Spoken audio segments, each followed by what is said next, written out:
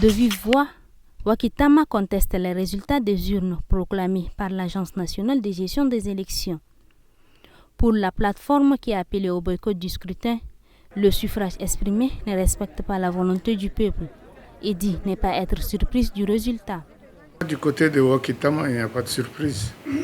On n'est absolument pas surpris, c'est plus ou moins ce que nous redoutons qui est arrivé, donc il n'y a pas de surprise du tout. Nous avons dès le départ craint une fraude massive, à notre avis elle a eu lieu. Si nous comparons l'ambiance générale de la campagne, la mobilisation générale de la campagne, et le résultat final qui a été donné, il n'y a pas de comparaison possible. Le résultat ne peut pas représenter honnêtement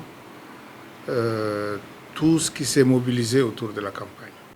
Sur les 9 autres candidats, seul le candidat de la coalition Justice-Égalité Masra Succès, qui a réclamé la victoire déclarée en faveur du candidat de la coalition Tchad Uni, Mahamad Idriss Déby Itno.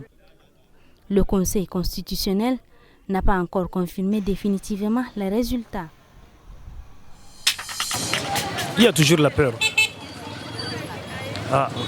Parce que l'élection, c'est vraiment très compliqué. Puis les militaires, pour même par-ci, par-là, ils sont là nombreux au quartier.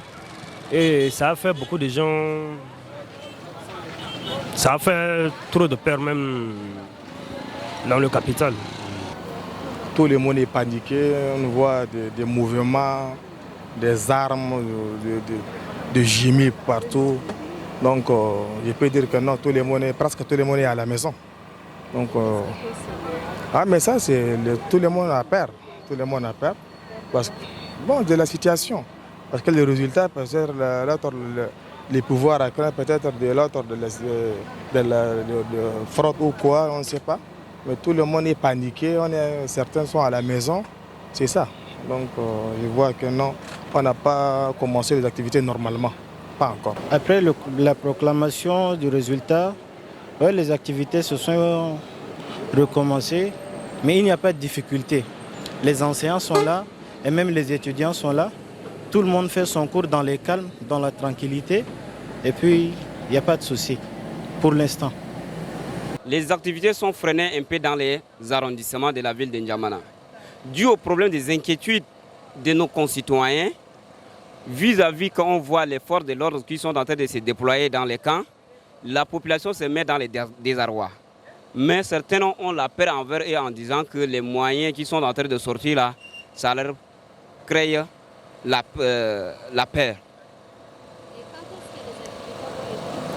Bon, quand les activités vont reprendre, quand on voit que la mentalité des citoyens, qu'on voit que les militaires vont repartir dans leur caserne, il n'y aura pas de problème. Dans l'actualité en bref de ce samedi, le patronat de la presse tchadienne exprime son indignation suite à la note circulaire du ministère de la Santé publique interdisant aux corps soignants de fournir aux journalistes les informations sur les blessés des tirs d'armes lourdes et légères, dans l'euphorie de la proclamation des résultats de la présidentielle du 6 mai 2024 admis dans les centres de santé publique. Selon le président de ce patronat, Juda Alaoundoum, cette note circulaire datant du dimanche est une menace grave à la liberté de presse et au droit à l'accès aux sources d'information dans le pays. Par ailleurs, il interpelle le ministre de la Santé publique à surseoir à cette décision qui entrave le droit à l'information des citoyens. Le centre de contrôle des qualités des denrées alimentaires est secoué par une grève du personnel depuis le 10 mai.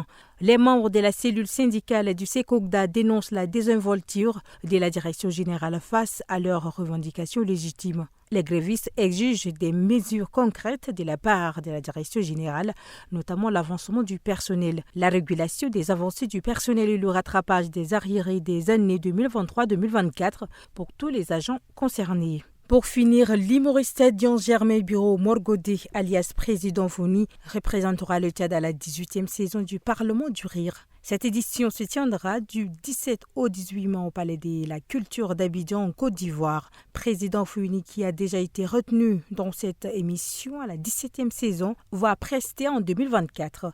Même si l'édition passée lui a filé entre les doigts à cause du jeudi noir du 20 octobre dernier, cette année, son humour se fera sur place sur l'esplanade du Palais de la Culture d'Abidjan. Président Fouini, ambassadeur de choix sur la scène théâtrale tchadienne, a su séduire le public avec ses sketchs atypiques.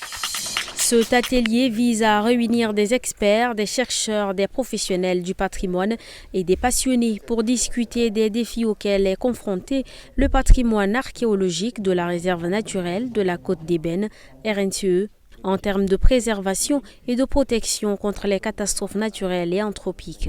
Le massif de l'Enedi aujourd'hui représente une potentialité archéologique et naturelle pour l'humanité entière.